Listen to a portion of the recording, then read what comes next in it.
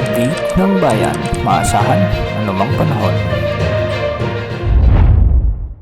Magandang oras po sa ating lahat. Narito na ang latest update sa lagay ng ating panahon ngayon at sa magiging lagay ng panahon sa susunod na 24 oras. Sa ngayon ay ang easterlies o ang mainit na hangin mula sa karagatang Pasipiko na lamang ang weather system na nakakaapekto ngayon sa ating bansa. Ito ngayon ang nagdadala ng mainit o maalinsangang panahon sa buong Pilipinas. Ngayong araw nga ay maraming lugar sa bansang nagdeklara ng suspension ng klase dahil sa mataas na heat index na nararanasan ng mga mag-aaral kasama na ang mga guro. Dahil rin sa umiiral na easterlies ay asahan ang maulap na papawirin na may mga kalat-kalat na pagulan at thunderstorms sa buong Mindanao.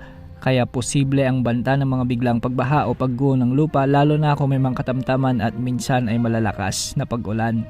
Samantala sa Metro Manila, sa may Visayas at nalalabing bahagi ng Luzon ay magiging bagyang maulap hanggang sa maulap din ang mga papawirin na may mga isolated rain showers and thunderstorms. Dulot pa rin ito ng umiiral na mainit na easterlies. Hindi rin inaalis ang posibilidad ng mga flash floods o landslide lalo na kung may mga umiiral na severe thunderstorms. Ayon sa Pag-asa, sa mga susunod na araw ay posibleng ideklara na ang pagtatapos ng amihan season ngayong taon sa ating bansa at dito na ang transition period patungo sa hot, dry season o yung tag-init na kung saan mas maraming lugar ang makakaranas na ng mainit o maalinsangang panahon.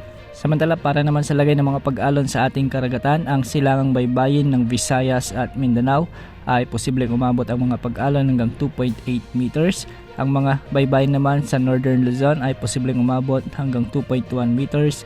At sa nalalabing baybayin ng bansa ay posibleng umabot din ang mga pag-alon hanggang 2.1 meters. Wala pa rin tayong namamonitor na anumang sama ng panahon gaya ng LPA o bagyo na posibleng makaapekto sa ating bansa sa susunod na 3 hanggang 5 araw. Bukas, asahan pa rin ang mainit o maalinsangang panahon sa maraming lugar sa bansa dahil sa pag-iral ng easterlies, ngunit hindi rin inaalis ang posibilidad ng mga kalat-kalat na pag-ulan. Yan ang update sa lagay ng panahon.